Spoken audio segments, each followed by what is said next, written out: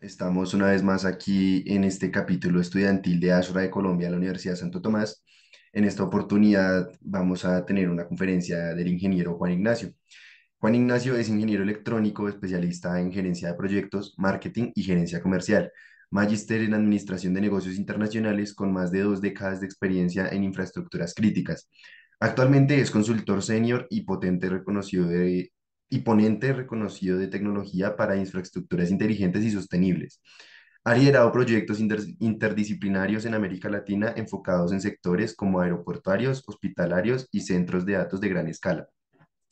Él también participó en el desarrollo de la hoja de ruta nacional de edificaciones neto cero carbono en Colombia y ha presentado ponencias como oportunidades de desarrollo de distritos térmicos en la infraestructura aeroportuaria colombiana, en el marco del District Energy LATAM, transformación digital en aeropuertos sustentables para la Universidad Autónoma de México e integración entre la tecnología, arquitectura y sostenibilidad en entornos hospitalarios en el segundo encuentro latinoamericano de arquitectura hospitalaria.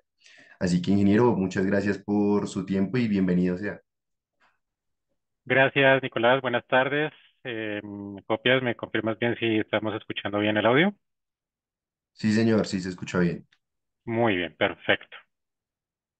Muchas gracias también por la presentación y por la introducción. Quiero, por favor, Nicolás, si eres tan amable de darme permiso para compartir pantalla.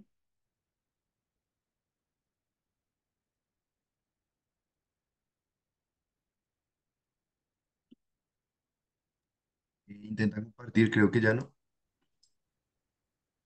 No, en este momento me dice Host Disabled, Participa en Screen Sharing.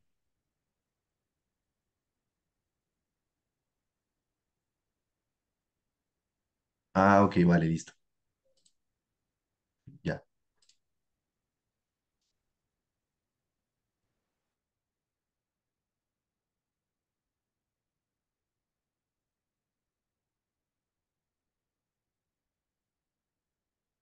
Listo, perfecto. Nicolás, ¿puedes confirmar, por favor, si estás viendo la pantalla completa? Sí, señor, ahí se ve la pantalla. Listo, muy bien. Buenas tardes a todos. Muchísimas gracias por conectarse en la tarde de hoy, en Tardes Alre. Vamos a empezar con una pregunta y quiero invitarlos a formularse hoy en temas de edificios sostenibles, en tema de edificios neto cero. De estos dos edificios que están en este momento en pantalla, ¿cuál ustedes consideran que es un edificio sustentable, neto cero, energéticamente eficiente, amigable con el ambiente? Ojo, las apariencias pueden estar engañando y esa tal vez es parte del análisis que tenemos o que queremos hacer el día de hoy. Poder ver que el edificio que, aunque tiene una fachada verde, tiene más plantas, y pues en realidad son ambos aplicaciones de retail, ambos de venta al detal, no es el más sostenible. Simplemente tiene una fachada verde. En la edificación que ustedes ven en la parte inferior es una de las edificaciones neto cero más importantes de Estados Unidos y una de las pioneras que se certificó hace un par de años por todas las características de sostenibilidad que tiene. Entonces, parte del ejercicio y parte de la invitación que vamos a tener hoy es precisamente eso, poder ver, uno, qué realmente es una edificación neto cero; dos, poder identificar no solamente por características visuales, sino también por componentes internos, qué realmente lo hace, o sea, qué es lo que se pretende y qué es lo que se busca con una edificación neto cero. Y tres, parte de un resumen consolidado de algunas de las metodologías que se utilizan para lograr los objetivos neto cero. Muy buenas tardes a todos. Como ya Nicolás me presentó, soy Juan Ignacio Bueno. Actualmente trabajo como ingeniero senior consultor para diversos proyectos de infraestructura crítica y cuento con más de 21 años de experiencia en el sector. Hoy vamos a hablar nuevamente de temas de edificaciones neto cero. ¿Y qué es eso? ¿Cómo se come? ¿Cómo se mastica? ¿Qué realmente significa para el país y en realidad para América Latina e incluso a nivel global todo ese tema de estrategias neto cero y realmente poder identificar y visualizar si lo que estamos trabajando hoy y si lo que queremos buscar dentro de nuestro prospecto, si realmente es un objetivo sostenible? Tal vez algo de lo que más hemos visto es precisamente el tema de electrificación. ¿Y por qué el tema de la electrificación? ¿Por qué tenemos que buscar que todo sea eléctrico? ¿Es acaso la moda? ¿Es acaso tal vez pensar en que lo que es ahora el boom de los carros eléctricos, la panelería solar, eh, poder sacar energía eólica, tal vez es algo que tenemos que migrar más allá de los combustibles fósiles? ¿Por qué estamos pensando tanto en renovables y por qué ahora se puso de moda? ¿Qué significa eso en términos de poderlo alinear con los objetivos de cambio climático? Que lo hemos visto tal vez en noticias, lo hemos visto en prensa, lo hemos visto en libros, tal vez conversando con algún colega o incluso en algún espacio académico como este. Esta es una de las frases que nos deja Bill Gates en uno de los análisis en la COP28, que sucedió el año pasado. Y parte de lo que nos invita a reflexionar es ese cambio de mentalidad que tenemos que tener hoy pensando en el futuro, pensando precisamente en qué tenemos que ajustar y cómo tenemos que modificar nuestro trabajo precisamente en pro de lograr un objetivo de descarbonización. Pero bueno, ¿qué es eso de neto cero? ¿Qué es eso de alto desempeño? ¿Qué es ese tema de eficiencia? Algunos van a decir, bueno, vamos a tener un poquito de contexto antes de arrancar y precisamente empezar a pensar en esas inquietudes que nos pueden llegar al momento de hoy. Hoy por hoy, el mundo, la región, el país e incluso nosotros mismos en nuestras ciudades vivimos situaciones crónicas, pero también vivimos situaciones agudas. Pensemos, por ejemplo, una situación crónica como cuál. Y haga de cuenta que usted está enfermo, una diabetes, una hipertensión. Esas son situaciones que están desarrollándose en el transcurso del tiempo. Pensemos, por ejemplo, en una situación aguda. Tal vez usted le dio una gripa, o tal vez usted iba trotando, se cayó y se tronchó el pie. Esas son situaciones que son picos, son en un momento que se van dando. A nuestro clima, a nuestros países, a nuestras ciudades, también les pasan situaciones crónicas y también les pasan situaciones agudas. La imagen que ustedes ven a la derecha es algo que está pasando, pasó hace unas semanas y todavía hay remanentes el día de hoy, y es el famoso Mar de Leva, que sucede de una manera recurrente, pero que ya se está agudizando. Lo vemos, en este caso la imagen es de la ciudad de Cartagena.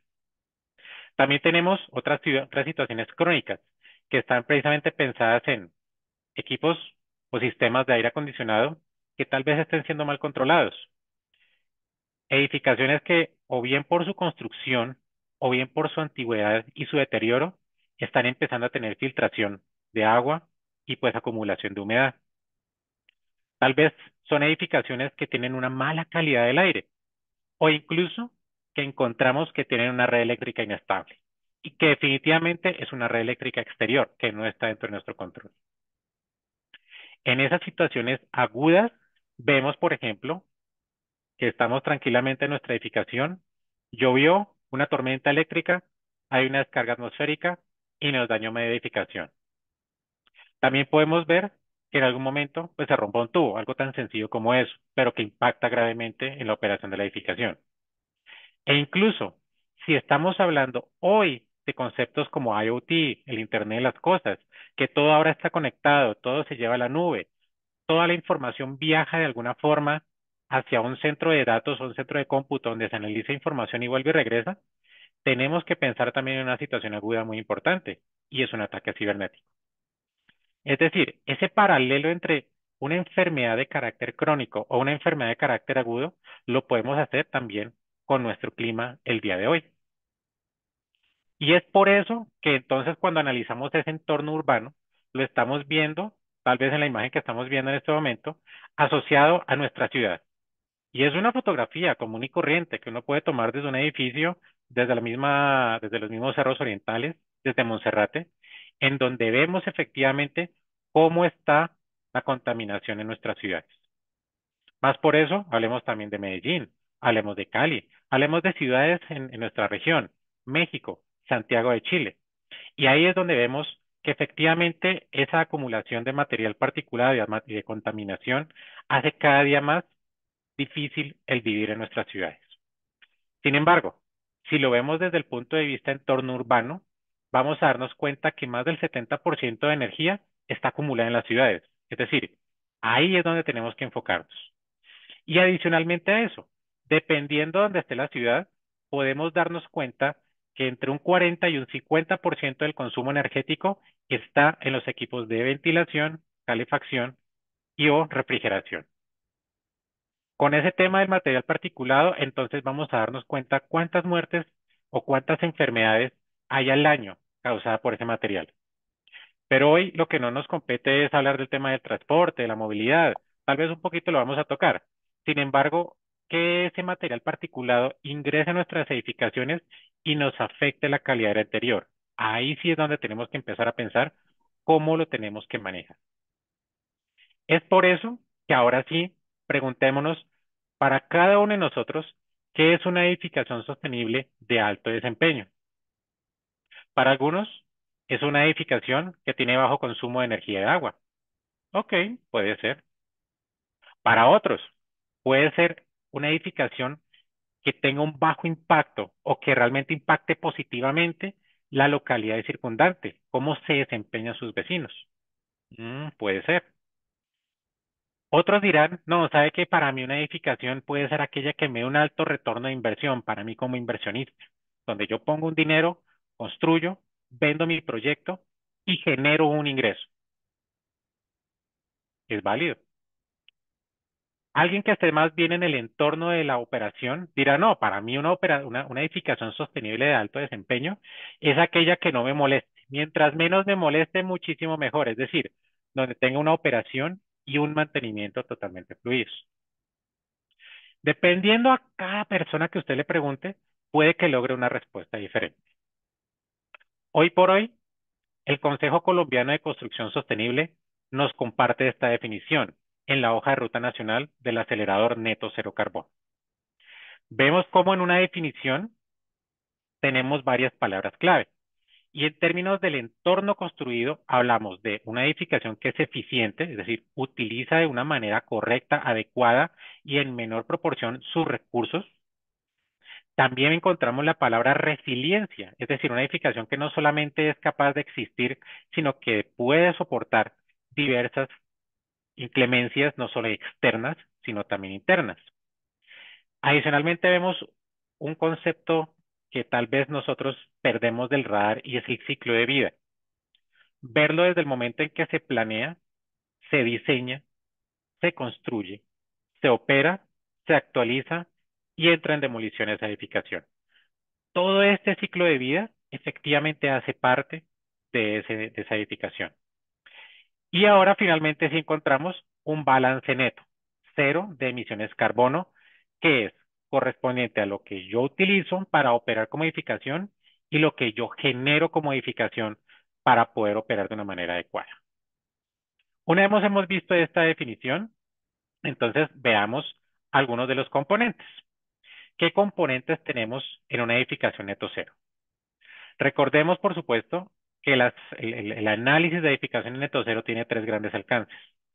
El alcance uno, que corresponde a mi operación propia, lo que yo como empresa, corporación o en nuestro caso edificación tengo para operar, para funcionar. Mi alcance 2, que son los servicios que yo adquiero de un tercero para poder operar o funcionar. Y alcance 3, que corresponde a toda la población de cómo llega a esa edificación para poder llegar y pues habitar o funcionar dentro de la edificación. Entonces, en términos de alcance 1, vamos ahora sí a ver que esa edificación o nuestra edificación neto cero, pues tiene que arrancar o normalmente arranca con un concepto de eficiencia energética, es decir, cómo es mi línea base en términos de consumo de energía en la luz, en el aire acondicionado, en el suministro, en el funcionamiento de equipos de cómputo y en el resto de sistemas que necesitan precisamente electricidad para operar. Una vez tengo esa línea base, ¿cómo la hago más eficiente? ¿Cómo optimizo esos procesos? Bien lo veíamos en las diapositivas anteriores. Dependiendo de dónde esté la ubicación del edificio, los sistemas de acondicionamiento y refrigeración son uno de los que más impactan en la operación. Entonces ahí lo que se busca es utilizar sistemas de refrigeración o de acondicionamiento de aire que sean altamente eficientes. Y hablamos de los enfriadores, hablamos de los chiles. Pero también no dejemos de un lado el uso de refrigerantes de bajo impacto. Y eso pues claramente es material para poderlo conversar en un escenario un poco más amplio. Claro, dependiendo si nuestra edificación está en Bogotá o en Cartagena, vamos a darnos cuenta inclusive que en un lado, por ejemplo en la costa, el sistema de aire acondicionado va a demandar más energía, pero acá en Bogotá probablemente demande menos energía y quien demande más sea el sistema de iluminación. Entonces también pensar en iluminación de bajo consumo. Por supuesto, hablando en temas de agua, hablando en temas de cómo capturo el agua, cómo manejo esa agua potable que me llega y cómo el agua gris yo la puedo reutilizar en funciones donde la edificación no tenga que tener contacto con el usuario final para ser ingerida. Ahora, si me voy al alcance 2, entonces hablamos de esos servicios que nosotros estamos hablando, nosotros recibimos esa electricidad que nosotros estamos recibiendo en la edificación, ¿de dónde proviene? Para el caso de Colombia, hablamos de la matriz eléctrica y entonces decimos, no, pues la mayoría o el 70% de la electricidad que se produce en el país proviene de hidroeléctricas. En general, entonces podríamos decir que estamos bien. Pero, ojo, de la matriz eléctrica nos vamos a la matriz energética y ahí sí damos cuenta la gran dependencia que tiene este país de los combustibles fósiles. Como parte de la adquisición de servicios, podemos pensar en el concepto de distritos térmicos o distritos energéticos, que lo vamos a ver más adelante. Ahora, para cerrar entonces en alcance 3, vamos a ver los temas de transporte, cómo llegan y cómo salen las personas que habitan esa edificación, bien sea en el entorno residencial, cómo salen de sus casas y se van para sus trabajos, y por la noche cómo regresan, o bien desde el punto de vista comercial, cómo llegan esas personas a mi oficina y cómo salen de la oficina y cómo se transportan. Pensamos en micromovilidad, pensamos en transporte público o modalidades de trabajo híbrido. Y todo esto en un marco que efectivamente en nuestro país, por fortuna, hemos tenido la posibilidad de trabajar y estar mucho más avante de otros países de la región. Hablamos de hojas de ruta. Entonces, para el caso nuestro, la hoja de ruta acelerar neto cero carbón. Hablamos de las resoluciones, hablamos de las leyes, hablamos de incentivos financieros que tiene la banca en este momento para propiciar la construcción sostenible. Pero adicionalmente a eso, hablamos de beneficios tributarios. Y eso precisamente nos permite lograr y buscar los objetivos de neto cero para el entorno construido. Algo que entonces vamos a ver hoy, entonces una vez tenemos este contexto, es ver las tres grandes estrategias que hoy quiero presentarles. Uno, en concepto de minimización. Dos, en concepto de maximización. Y tres, en concepto de adopción. Entonces, vamos a ver de estas tres estrategias cómo las aplicamos a nuestro entorno construido, cómo las desarrollamos y cómo vamos a ver precisamente que va a funcionar para lograr objetivos de sostenibilidad de neto cero en esas edificaciones que vamos a buscar construir.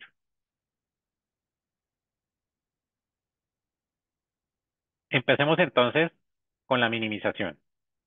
Primero, ¿qué queremos minimizar? Ganancias de calor.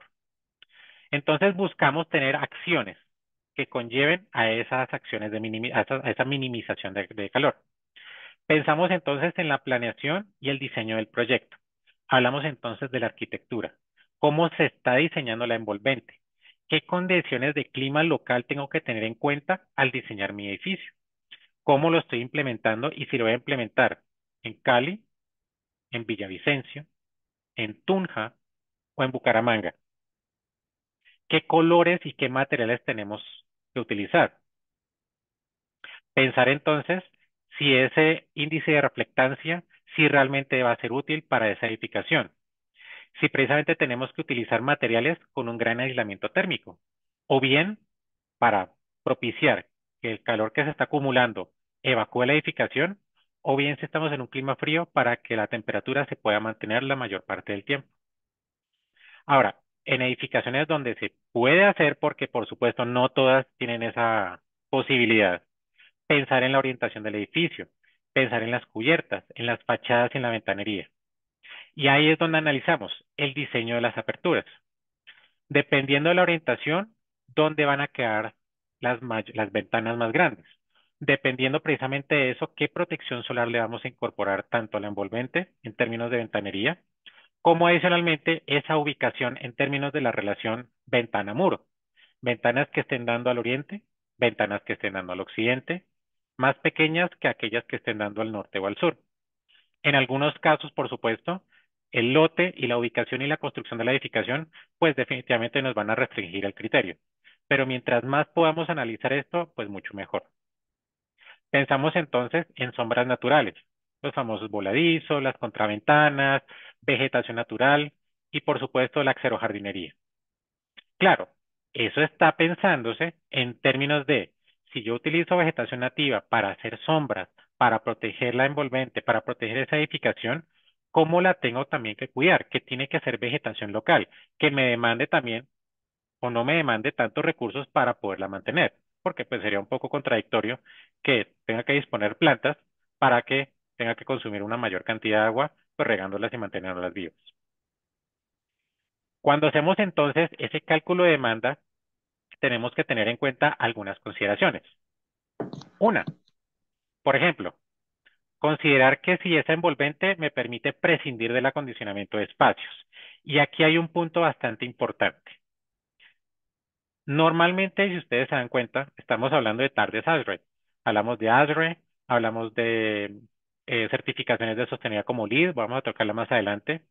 Vamos a hablar un poco además de estas reglamentaciones que normalmente son foráneas y típicamente son desarrolladas en Estados Unidos. La mentalidad y el pensamiento que son desarrollados allá difieren en algunas cosas de las nuestras, en nuestro entorno latinoamericano.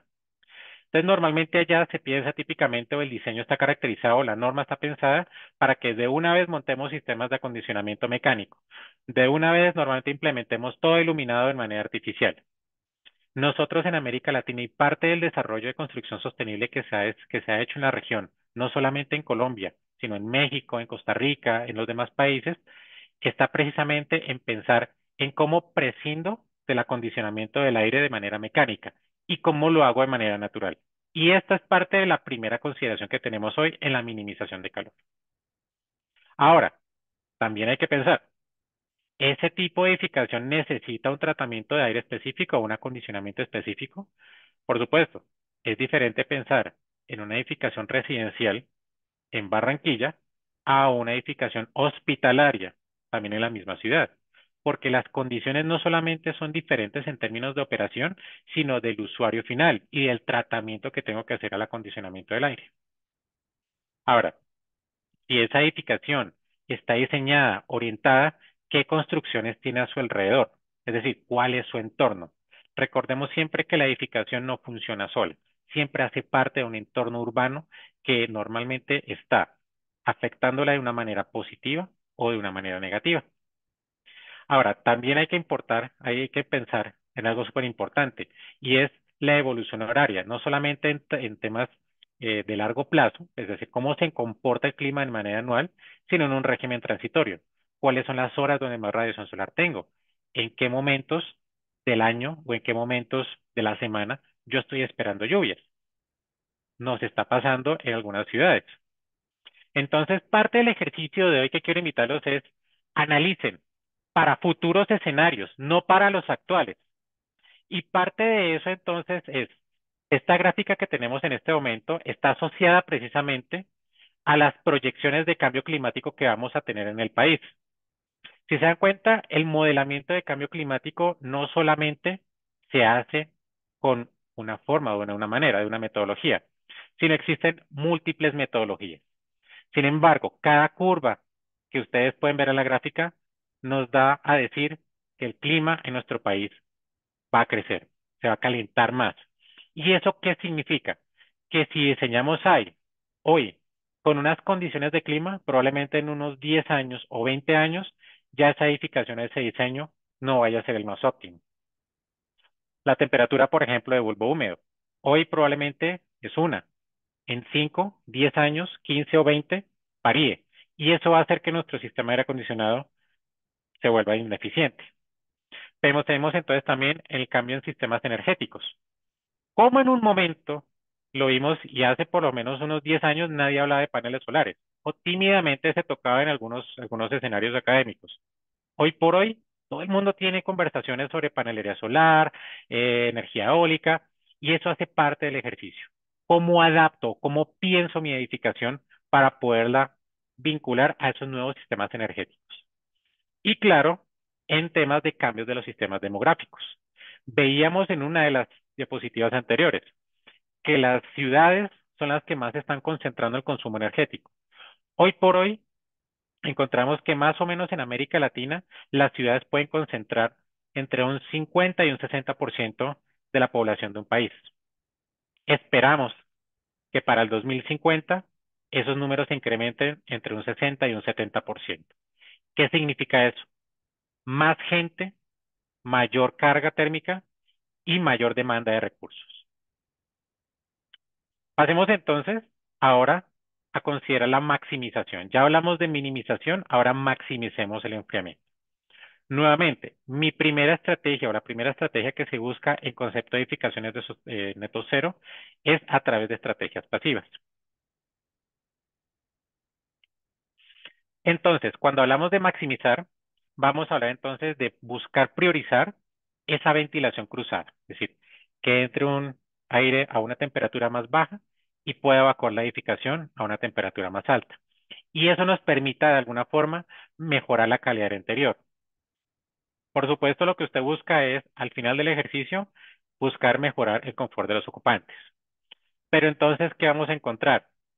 Vamos a encontrar situaciones donde no siempre yo puedo tener ventilación cruzada, donde no siempre puedo mejorar esa calidad interior al abrir ventanas o al permitir que circule el aire exterior. ¿Por qué? Porque el material particulado, como lo veíamos en nuestra imagen anterior, en nuestras imágenes anteriores, pues es muy alto. Entonces lo que estamos haciendo es al contrario, y me permiten la expresión, meter más mugre a nuestro entorno construido que lo que realmente hay que hacer. Entonces tenemos que pensar ahora sí en tratamiento del aire. Consideraciones como facilitar la salida del aire caliente y adicionalmente favorecer el escape de ese aire contaminado. Entonces, precisamente, pues dependiendo del diseño arquitectónico de la edificación, vamos a ver una u otra estrategia para poder maximizar esa salida del aire caliente. Entonces, una de las propuestas precisamente es considerar ventilación mixta. Y ahí es donde empezamos a diseñar precisamente, uno, sistemas de ventilación mecánica para temporadas que son más calurosas y ventilación natural para meses que son más templados. Lo otro puede ser pensar entonces que cuando hay una mayor tendencia de ocupación, pues activemos el sistema de ventilación mecánica y cuando hay una menor ocupación, pues dejemos que la edificación solita se autorregule con una ventilación natural. Claro, cuando hablamos de ventilación natural, dependiendo no de la diferencia de temperaturas, esa es una de las consideraciones que hay que tener. Y saber si, por ejemplo, usamos ventilación por inyección o bien sea vamos a usar ventilación por extracción o un conjunto de las dos. Y saber cómo se está moviendo el aire al interior de la edificación, pero también en el entorno. Y de ahí precisamente entramos a algo que se llama la teoría del confort adaptativo. Y es algo que nosotros tal vez, yo creo que muchos de nosotros lo hemos visto. Y no nos pasa esto que estamos viendo en la imagen. ¿Por qué? Porque normalmente la consideración más básica, más fácil, es pensar en temperatura de humedad. Hoy está haciendo calor, tengo calor aquí en la oficina, tengo calor aquí en el salón de clase, tengo calor aquí en el apartamento. Uy, está como el ambiente húmedo o al contrario, el ambiente está súper seco, tengo la garganta reseca, me toca estar tomando agua. Pero pensemos que hay variables, hay más variables que están en ese entorno. Hablamos de temperatura superficie, hablamos del movimiento del aire, hablamos de la misma ropa y el mismo entorno, el mismo contexto cultural. Piensen entonces, aquellos que están, por ejemplo, en la costa. ¿No nos ha pasado a nosotros los de Bogotá que cuando viajamos a la costa vamos pensando en buscar calorcito? Vamos a buscar calor, qué chévere, qué rico. Y lo que encontramos es el hotel, el centro comercial, el aeropuerto, con el aire acondicionado a una temperatura o unas condiciones que para nosotros son, o sea, nuestra percepción de frío es mayor que la que tenemos en nuestra ciudad de origen. Y dicen, y a nosotros dicen que venimos de la nevera. Entonces, parte del principio es ese contexto cultural que está alrededor de ese entorno construido. Precisamente, hay una relación entonces muy dinámica entre los ocupantes y su entorno. Ahora, pensemos entonces cómo también el ser humano, nosotros, ustedes que están allá, cada uno en su espacio, cómo se está adaptando a esas condiciones. Y yo hoy por hoy, por ejemplo, puedo decir que tolero un rango de temperatura sin necesidad de quitarme el saco o al contrario ponerme el saco, sino que realmente está dentro de mis límites de tolerancia. Y cuando ya me salgo de esos límites, ahí es cuando la gente empieza a adaptarse. No digan que no les ha pasado. En algunos casos hablamos de tener que encender el aire acondicionado, pero la persona que está al lado dice, no, no, no, no me lo prenda porque es que está haciendo mucho frío. Diga, pues, lo que yo tengo es calor. Inclusive en el carro, típicamente el conductor tiene una mayor sensación térmica, una mayor temperatura que el copiloto. Entonces, el uno prende el aire acondicionado y el otro se lo quiere apagar. Y eso también hace parte del proceso de adaptación, es decir, no solamente yo obtengo esa regulación de una manera inmediata, porque no va a funcionar así, sino que mi organismo, el mismo entorno, tiene un tiempo de transición, un transiente, en el cual la persona o las personas que están ahí se empiezan a adaptar. Y por eso es parte de las variables que tenemos que tener en cuenta en ese confort adaptativo. Encontramos entonces, por ejemplo, para que lo analicemos. Una de estas torres corporativas, pues obviamente se nombra el pecador, pero no se nombra el pecado, pero no el pecador. Una torre corporativa, más o menos se construyó hacia el año, hace unos 15 años, alrededor de unos 15 años, y se calculó para unas 1000 personas. Es decir, con eso ustedes empiezan a pensar en la carga térmica. Pero se proyectó para unas 1600, es decir, que se pudieran contratar 600 funcionarios más y pudieran ingresar a esta edificación y funcionar. Tener unos criterios, tal vez que en su momento fueron los mismos que estamos conversando hoy, pero un poco más, no sé si decirlo, un poco más inmaduros o tal vez no adaptados a la realidad colombiana, a la realidad tropical, tal vez es como la aproximación más correcta. Se pensó en bioclimática, se pensó en protección solar, se pensó precisamente en que se diera ventilación natural a través de la envolvente y que tuviera una inercia térmica y se consideró que tuviera un sistema de enfriamiento mecánico para algunas áreas específicas. Ojo con esto. ¿Cuál fue la realidad? Esta edificación o esta torre termina su construcción, primer año funciona correctamente, al segundo año va bien, pero en los lotes adyacentes empieza la construcción de dos torres más altas. ¿Y qué significa eso? Que lo que se había pensado en su momento con ventilación natural aquí en la ciudad de Bogotá, al estar ubicado de una manera estratégica contra los cerros orientales donde el viento fluye de oriente a occidente, pues ese viento incidente pues iba a ayudar a refrescar la edificación a través de la envolvente, a través de las características o las condiciones como estuvo diseñada. Pues, oh sorpresa, cuando estas torres son construidas y son más altas que esta torre de las que estamos hablando, pues toda esta ventilación pues automáticamente queda bloqueada. ¿Qué significa eso? Que tuvieron que encender el sistema de aire acondicionado no para áreas específicas, sino para toda la edificación. Ah, oh, sorpresa, pues como estaba calculado para esta carga térmica, pues efectivamente no dio suficiente.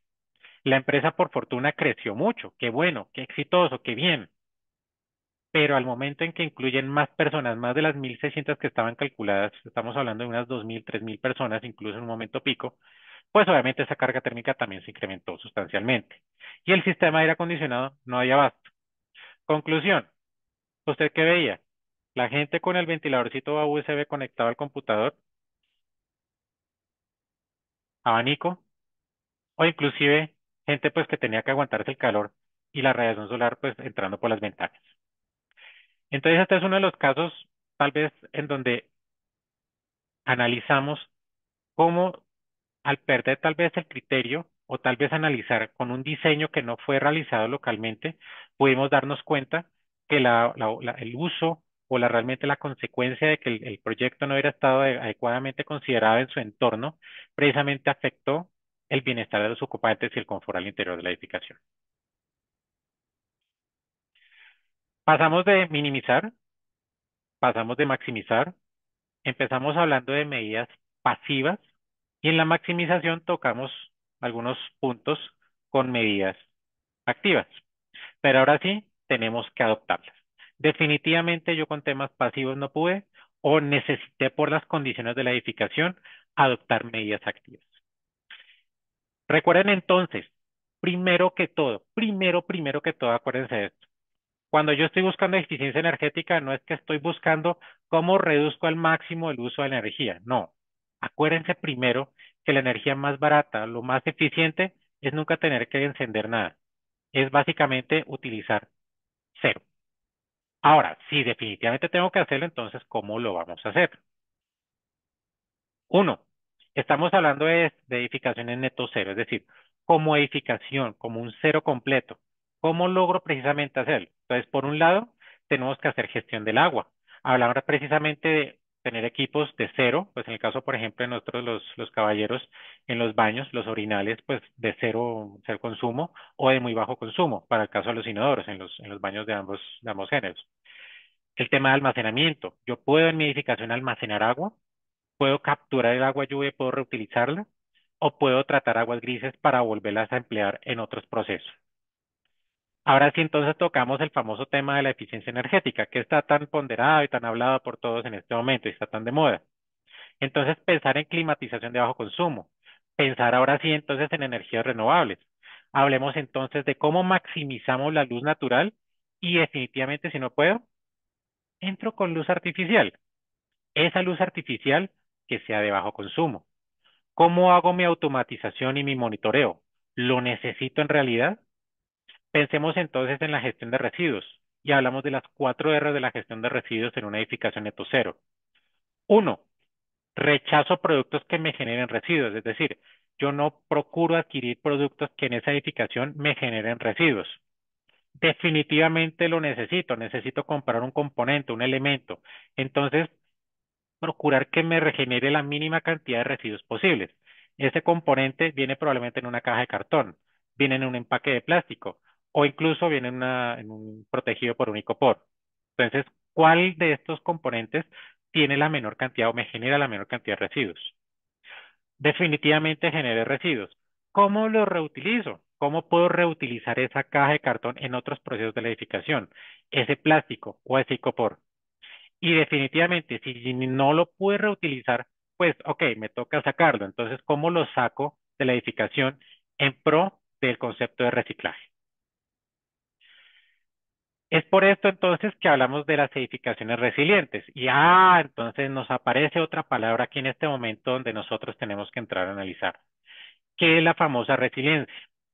Y es la capacidad precisamente de esa edificación de adaptarse, de recuperarse y posiblemente pues de evolucionar junto con sus ocupantes. Hablamos de 5 grandes conceptos en resiliencia. Uno, la robustez. Esa edificación que también puede soportar las inclemencias no solamente externas, sino internas. ¿Qué tan, qué tan sólida es? ¿Qué tan robusta es en términos de poder aguantar? Eso sí lo estamos hablando bien. Entonces hablamos, por ejemplo, en la costa, hablemos de San Andrés. ¿Cuánto pueden las edificaciones aguantar un huracán o una tormenta eléctrica? En nuestra ciudad, ¿cuántas edificaciones realmente pudieron soportar o pudieron tratar de una manera adecuada cuando la temperatura promedio de Bogotá se subió más allá de la media? Hablamos también del concepto de redundancia y son edificaciones que deberían tener sus sistemas, deberían tener o minimizar la cantidad de un único punto de fallo. Recordemos que las edificaciones son sistemas que están construidos sobre otros sistemas, es decir, un sistema base se cae y los sistemas que están construidos sobre ese sistema empiezan también a fallar. Entonces, ¿cómo reduzco esos puntos de único fallo? A través, por ejemplo, del sistema eléctrico. Ya hablemos de la parte que nosotros conocemos. Contamos con un proveedor externo de electricidad, cuento con una UPS, cuento con una subestación. ¿Cómo se alimenta esa subestación? Con diésel, entonces estamos hablando de combustible fósil. No, tal vez yo tengo paneles solares, ok, pero tengo sistemas de acumulación, tengo sistemas de almacenamiento. Parte del ejercicio precisamente es pensar en esa recursividad.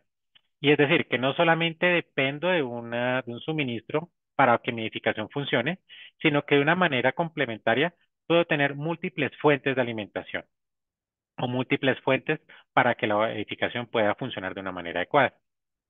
¿Qué tan fácil esa edificación responde a sus ocupantes? Y es que no estamos hablando de respuesta ante un problema en ese momento, sino qué tan fácil para mí es saber que mi edificación realmente es sostenible. Cuando a mí me la venden y me dicen, no, es que alquíleme esta oficina o véngase a vivir a este apartamento. que es súper sostenible, es lo último y en este momento usted va a ahorrar agua, va a ahorrar energía. ¿Cómo me responde a mi esa edificación? ¿Cómo me da esa información? ¿Cómo me entrega esos datos? Claro, es muy diferente un edificio comercial a un hospital, a un centro comercial o a un edificio de apartamentos. Y en su debida proporción, tengo que tener la posibilidad de recibir y ver la información de los datos y qué tan fácil para mí es administrar la edificación. Ahora, finalmente, por más robusto que fue, tuve inclemencias, tuve un problema, tuve circunstancias, tuve fallas del fluido eléctrico, tuve descargas eléctricas, tuve ruptura de tubos. ¿Cómo se recupera la edificación? ¿Qué tan fácil para mí es encontrar un proveedor que me responda? ¿Qué tan fácil para mí es encontrar repuestos que puedan funcionales en los sistemas? Hoy por hoy, y recuérdenlo muy bien, los edificios y a nivel de tecnología, todo ya está diseñado. Es decir, no se pongan a reinventar la rueda ya existe. Existen los protocolos abiertos. Hablen, por supuesto, piensen en sistemas que se puedan interconectar. Hoy por hoy pensar en una edificación que funcione como una isla, pues realmente es un concepto obsoleto. Las edificaciones se interconectan entre sí. Los sistemas que funcionan en las edificaciones se interconectan entre sí. Existen protocolos abiertos, BACnet, Loanworks, Modbus, que son protocolos que son estándar. Es decir, no se pongan a buscar proveedores o fabricantes o instaladores que tengan un protocolo cerrado porque se están atando solitos a, a una fuente única y pues su recuperación va a ser más lenta. No crean que les ha pasado y algunos pues que tienen vehículos que el repuesto no está. El repuesto está disponible en 3 meses. No, el repuesto no ha llegado todavía. El repuesto llega en 5 meses. Uy, pero ¿cómo así? Entonces tengo que empezar a usar formas alternas de transporte porque el repuesto no ha llegado. Eso también pasa en las edificaciones.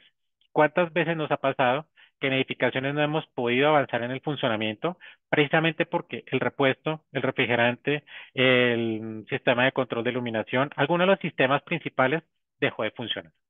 Entonces, por eso es súper importante la validación de proveedores para asegurar que mi edificación se pueda recuperar de una manera adecuada. Ahora, si llegamos entonces a buscar dentro de esto estrategias de neto cero. Y hablamos de neto cero desde el punto de vista energía, agua, carbono y desperdicios. Desde energía, entonces el proyecto debe generar energía renovable en la misma energía, en la misma proporción a los combustibles fósiles de la energía que está recibiendo en sitio. Ahora, en nuestro caso de Colombia, dependiendo pues también por supuesto de las condiciones y cómo esté instalado el proyecto, puedo no solamente generar energía para que mi edificación opere y depender lo menos posible de la red eléctrica, sino también generar la energía y devolvérsela a la red. Y parte del ejercicio con el proveedor, con la empresa de servicios, dependiendo de la ciudad donde esté, se puede hacer la negociación para que haya una facturación positiva. En términos del agua, esa agua potable que me llega a través del acueducto y que yo estoy consumiendo en mi edificación, si tomo esa agua y le quito el volumen de agua que proviene de una fuente alternativa, tiene que darme cero considerando el agua que yo le estoy devolviendo a través del alcantarillado. En términos de carbono, entonces, en términos de consumo de energía, el transporte de los ocupantes del proyecto. Ah, estamos hablando de alcance 3. Correcto. ¿Cómo precisamente compenso y cómo logro precisamente llegar al neto cero en términos de generación de carbono? En el entorno construido hay que tenerlo muy presente. Y es que normalmente los objetivos basados en ciencia para efectos del entorno construido analizan esa generación de carbono o esas emisiones de carbono desde el punto de vista constructivo, desde el punto de vista operativo y solamente dentro de la edificación. Es decir, la edificación solita debe poder generar su energía. La edificación solita debe poder evitar esa generación de carbono. Cuando hablamos de compensación, definitivamente aquí ya estamos hablando de bonos de carbono. Pero aquí estamos saliéndonos de lo que nos busca o que lo que busca lograr el objetivo de neto cero. Siempre piensen que la edificación solita debe mantenerse sin tener que pensar en compensar. Algunas industrias definitivamente tienen que compensar y obligatoriamente. ¿Por qué? Porque el transporte todavía, por ejemplo, por aire, pues necesita combustible fósil. El combustible jet Nova todavía tiene que ser pues de origen de combustible fósil. Ahí tengo que entrar a compensar y de ahí la importancia de los bonos de carbono. Por supuesto, si vamos a hablar de ese concepto que también nos da para otra charla totalmente diferente, siempre verifiquen o siempre piensen que esas compensaciones tienen que venir de una manera, de una fuente certificada. Y para eso hay empresas que certifican que esos bonos realmente sí están, pues, haciendo la compensación de una manera adecuada. No simplemente es un papel que yo te escribo y te digo, ay, no, mira, es que estoy sembrando muchos arbolitos en una zona alejada en un país en desarrollo y pues tú me tienes que creer, sino que realmente haya un tercero que valide, que verifique y que certifique que esa compensación sí se está dando. Desde el lado de los desperdicios, claro, mi edificación tiene que tener un alto promedio de desviación. Acordémonos de las 4 R's que vimos anteriormente. Entonces, elementos, rechazo elementos que me generen desperdicios. Definitivamente esos desperdicios los reutilizo, los valido y definitivamente si los tengo que reciclar y sacar al exterior, o sea, entregarlos a un punto externo, pues que sea la mínima cantidad posible. Y estamos hablando por encima de valores de por encima del 90-95%. Es ahí cuando entonces, por ejemplo, ahora sí hablamos de una matriz eléctrica. Y esa matriz eléctrica, pues uno dice, listo, las famosas energías renovables. Hablamos de temas solares, pero el solar tenemos por un lado tema térmico, donde aprovechamos la temperatura de radiación solar, la temperatura que nos genera esa radiación solar, o aprovechamos la luz, o aprovechamos los dos. En algunas ciudades se nos presta implementar sistemas o proyectos que tengan también generación a través de energía eólica. Y parte de la imagen que les muestro ahí no son las grandes aspas que normalmente vemos en las campañas de energía eólica o energías renovables, sino que son aspas que están pensadas más para entornos urbanos. Son aspas más pequeñas, son redondas, que permiten generar energía.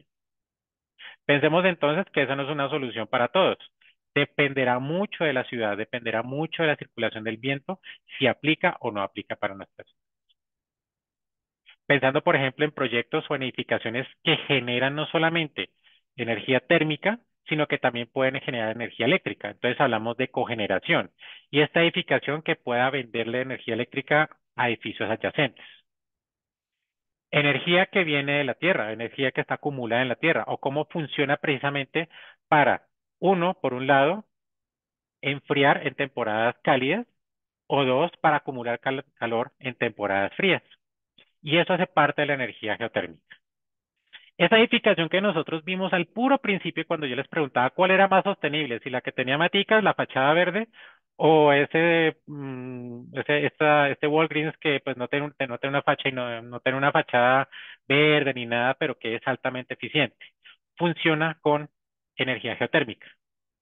En verano, toda la parte que está por debajo de tierra, más o menos unos 250 metros, esta temperatura, toda esa parte de enfriamiento se mantiene por debajo de tierra. Y en invierno, la tierra que está por debajo está más caliente. Esa temperatura, ese calor se devuelve a la edificación para ayudar al sistema de calefacción. Entonces ahí vemos que las aplicaciones van funcionando. Y en algunos casos donde hay circulación de cuerpos de agua al lado o cerca de las edificaciones, se puede pensar en microhidroeléctricas.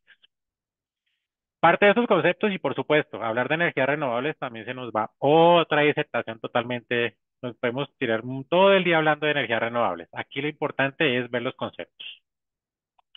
Y entonces finalizamos con el concepto más grande que es el de distritos energéticos. Hablamos de distritos térmicos, que es precisamente pasar de comprar la luz, la energía eléctrica, comprar el agua, pagar el agua, el servicio del agua. Y ahora hablamos entonces de comprar la energía térmica, comprar el cooling as a service o el enfriamiento como un servicio. En nuestro distrito térmico, entonces, ¿qué tenemos? Tenemos típicamente una central de producción donde están todos los equipos, los enfriadores, los chillers, digamos, todos los sistemas que están precisamente asociados a la generación del agua helada o a la generación de agua caliente, pensando pues en donde se necesita hacer calefacción. Hablamos de una red de distribución que se llevan a través de tuberías, se lleva a diversas edificaciones que están en el entorno del distrito térmico. Y en las edificaciones hablamos de, uno, recibir el agua fría o el agua caliente y directamente entrar al edificio. O dos, utilizar intercambiadores de calor para que los sistemas estén desacoplados y cada uno administre su sistema por aparte. Cuando el distrito térmico no solamente está pensando en generar energía térmica, como valga la redundancia, frío o calor, sino también se utiliza para generar energía eléctrica, hablamos de distritos energéticos. Y ahí es donde también se puede vender no solamente energía térmica, sino también energía eléctrica a las operaciones circundantes. Un caso, y pues tal vez es un caso de los más públicos conocidos, pues digamos que no hay restricción para este conversatorio, es el caso de Serena del Mar. Está el distrito energético, vende energía térmica a sector residencial, sector hospitalario y sector comercial. Ah, pero es que alguien me dice, ¿sabe qué? Pero es que el sector hospitalario necesita mayor redundancia. Lo veíamos arriba en la parte de resiliencia. ¿Cómo hacemos? Entonces se dispone para el sector hospitalario un sistema alterno, un sistema que permita mantener el hospital funcionando porque tengo pacientes, tengo una criticidad mayor que en las otras dos edificaciones adyacentes. En este orden de ideas, las estrategias de los distritos térmicos se alinean precisamente con la búsqueda de certificaciones o hablamos de sostenibilidad. En ningún momento alguien en algún momento me decía, no, es que los distritos térmicos le quitan o quieren ponerle competencia a las certificaciones de sostenibilidad. Yo pensaba, pero ¿por qué? ¿Por qué en qué momento? Entonces, cuando hablamos de este tipo de certificaciones, vamos a darnos un poquito más a la reversa, es decir, cuando quiero ver un edificio sostenible, ¿por qué mi edificio es sostenible? No, mire, es que mi edificación tiene los últimos productos y la mejor tecnología. Es decir, yo estoy pensando desde el diseño en términos de productos y términos de tecnología. Pienso en el producto más sofisticado, en el sistema de aire acondicionado más sofisticado, el chiller magnético que tiene todas las características que puede. Pienso en el sistema de iluminación que tal vez es el más eficiente con LED y con un sistema de control que tiene presencia, pero entonces es dimerizado. Pienso en la mejor ventanería. Pienso en la automatización y el control y las variables y todo. Ey, ey, ey, ey, ey, ey. Lo acabamos de ver. Nosotros arrancamos con un diseño pasivo, minimizando y maximizando. Pensemos en el usuario final y pensemos si toda esa tecnología es necesaria en ese entorno construido. Claro, es muy diferente arrancar el diseño pensando en el usuario final, en la necesidad, que de una vez arrancar pensando en los productos. Yo vengo de el mundo de la fábrica, de las fabricaciones de equipamiento. Y les puedo decir que usted le dice al vendedor de un fabricante, cualquiera que sea, de cualquier tecnología, oiga, es que quiero construir un edificio. Claro, claro, mire, la mejor tecnología es esta, la más, pues porque obviamente cada uno va a jalar para su lado. Cada uno va a buscar el sistema más eficiente y vendérselo, pero es que la perspectiva de producto no es la misma en nuestro caso de América Latina que lo que sucede en Estados Unidos. Recuerden eso. Siempre piensen con el diseño del entorno pasivo y ahí sí pásense al entorno activo.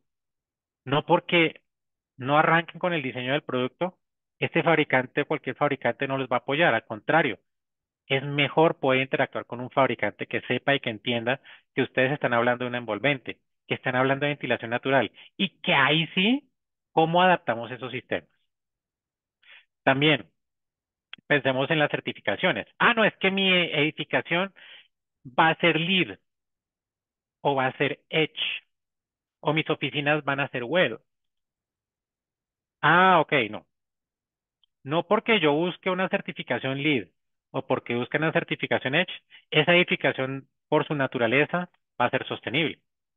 Las certificaciones son una herramienta para lograr los objetivos neto cero, pero no es el punto de búsqueda, el punto máximo al cual yo quiero llegar.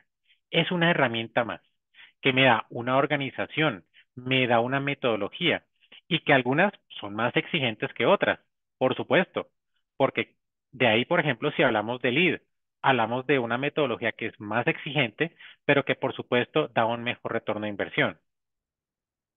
Ah, pero entonces hablamos de retorno de inversión. No, es que esas certificaciones son carísimas.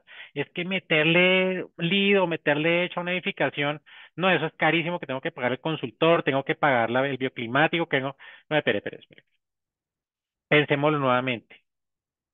Arrancamos minimizando, arrancamos con un diseño y arrancamos optimizando. Si usted planea adecuadamente incorporar una herramienta de certificación desde el principio, su edificación no va a ser más cara. Y vamos a hablar de porcentajes. Vamos a hablar de menos de un 1%. Y cuando les diga, no, es que es muy cara con respecto a qué, cuánto es ese valor y respecto a qué costo, al costo directo, al costo indirecto, al precio de venta. Ese porcentaje es muy caro con respecto a qué y analícenlo siempre. Entonces, la invitación es a que se trabaje de una manera sistemática, se trabaje en el concepto de pensamiento sistémico en un tema de proceso integrativo. ¿Qué es eso? Pensar en sistemas. ¿Cómo este sistema, recuerdan que les contaba? Una edificación está basada en pisos, en edificación, un sistema que se construye sobre otro. Entonces, ¿cómo cada sistema se va adaptando a los demás sistemas a los cuales están conectados o de los cuales sistemas están dependiendo? Y el proceso integrativo precisamente es una serie de metodologías en las cuales cada actor, cada persona que está interactuando en el proceso de la construcción o el diseño de la edificación, da su granito de arena. Pero no es para que cada uno jale para su lado, como decimos coloquialmente, sino para que realmente cada uno aporte desde su visión profesional. Y esto no significa que es que en los talleres o en las reuniones de procesos integrativos todos somos amigos, tomamos café y música, café y bollos. No, señor. Cada uno tiene su responsabilidad y cada uno piensa cómo aporta desde su punto de vista profesional para ese proceso integrativo. Pensar entonces cómo si una edificación pues tiene una baja demanda de, eh, por ejemplo, paisajismo, pues porque tiene solo un antejardín, pues ok, tal vez el paisajista no lo necesito tanto, pero si es una edificación donde tengo un entorno, donde tengo un paisaje, donde tengo terrazas verdes, donde tengo probablemente una fachada, yo tengo que involucrar al paisajista desde el principio. ¿Cómo precisamente tengo que considerar? Si, por ejemplo, para el caso de los diseñadores, ¿cómo desafío ese status quo? Y ahí es donde digo, y hemos encontrado algunos profesionales en el entorno, no todos, obviamente. No, es que yo diseño solamente con BRF, porque BRF es lo máximo y yo solo diseño con BRF. Pero ¿por qué no pensamos en agua helada? ¿Cuál es la consideración de tener agua helada, no solamente en el diseño del sistema de aire acondicionado, sino también en el tema eléctrico? Y puedo lograr una mayor eficiencia. ¿Qué tanto le pega al proyecto en términos porcentuales? Y si el usuario final o inversionista puede precisamente absorber ese costo. Entonces, la invitación es siempre a pensar o a desafiar el status quo, siempre a desafiar, siempre pensar más allá de eso. Entonces, en conclusión, uno, lograr el objetivo neto cero se logra a través de un diseño completamente integrativo, donde yo vinculo la eficiencia, la sostenibilidad, la resiliencia y, por supuesto, no debo descartar el uso de la tecnología. Dos, no hay una solución para todo. El mismo hospital que yo construyo acá en Bogotá, si cogiera y le hiciera copy-paste y lo pusiera en Santa Marta, tengo que pensarlo de una manera diferente. Tengo que abordarlo de una manera diferente. No hay una solución para todos. Y eso es parte del ejercicio que nosotros como profesionales hacemos. Esa es la invitación. Desafiémonos constantemente, pensemos de una manera diferente y adaptémonos a cada proyecto. Y tres, la búsqueda de los objetivos de sostenibilidad de neto cero va en todo el ciclo de vida de la edificación. No porque yo solo soy el diseñador voy a pensarlo aquí, porque aquí alguien después va a construir y acá alguien luego va a utilizar esa operación, va a utilizar esa edificación. Y a futuro probablemente alguien va a hacerle una actualización y al final del ejercicio va a ser demolido para que llegue a otra edificación más grande. Varios de los proyectos aeroportuarios en los que he participado han llegado con esta metodología. Y parte de hoy por hoy lo que hemos visto es que son aeropuertos que han crecido, que se promueven de ser aeropuertos altamente sostenibles porque precisamente se han pensado con esa visión. No por más, les doy las gracias y nuevamente esa invitación a que si tenemos un espacio para conversar de cómo logramos estos objetivos, lo podamos hacer. Mis datos los pueden encontrar en pantalla, mi correo electrónico, mi teléfono móvil o en el código QR, el perfil de LinkedIn. Muchas gracias. Muchas gracias, ingeniero. En el chat nos preguntaba Germán Jair García, buenas tardes. ¿Existen esquemas de certificación neto cero para construcciones? ¿Cómo apartan las declaraciones ambientales de producto EPD en los objetivos neto cero de edificaciones? Bueno, Germán, muchas gracias por la pregunta. Sí, hay diferentes estrategias para lograr las certificaciones de productos sostenibles. En este momento en Colombia, a través de la certificación Casa Colombia, se está trabajando el tema de materiales específicamente. Hablamos de materiales como concreto, como ventanería, y lo que se espera es encontrar, pues ya, o incorporar el resto de tecnologías que estén asociadas. Nicolás, ¿me recuerda la otra parte de la pregunta? Ok, esquemas de certificación neto cero para construcciones. Sí, dentro de los esquemas de certificación neto cero, por ejemplo, uno busca la certificación base con la cual quiere uno lograr la sostenibilidad. Entonces, hablamos, por ejemplo, del LEED, y logramos con eso obtener una certificación que me dice si soy certificado LEED, LEED Silver, LEED Plata, LEED Oro o LEED Platino. Y con eso tengo unos indicadores en donde yo estoy buscando o donde muestro que esa edificación está dentro de parámetros de sostenibilidad. Ahora, quiero irme al neto cero. Entonces yo hago un upgrade o busco ahora algo que se llama Lead Zero. Y dentro de Lead Zero logro precisamente los objetivos de construcción sostenible. Ese es, por ejemplo, digamos, uno de los casos de aproximación.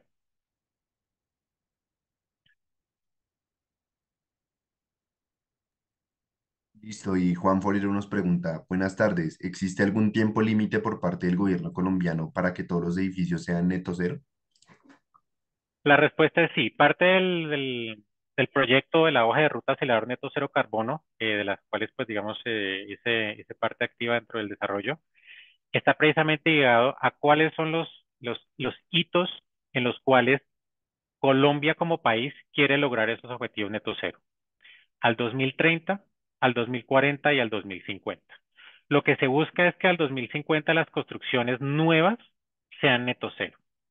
Y para el 2050, que es el objetivo último que se tiene como pues visualizado a nivel global, a nivel ya, digamos, de impacto en cambio climático, tanto edificaciones nuevas como edificaciones existentes sean neto cero. Es decir, los objetivos ya están trazados.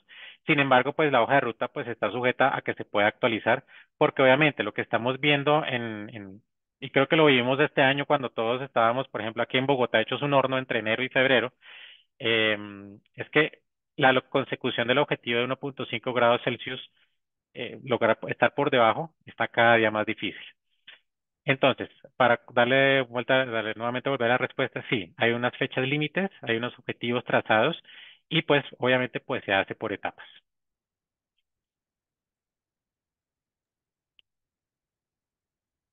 Listo, ingeniero, muchísimas gracias por su tiempo. Recordarles a todos que estamos en el capítulo estudiantil de ASHRAE Colombia de la Universidad Santo Tomás.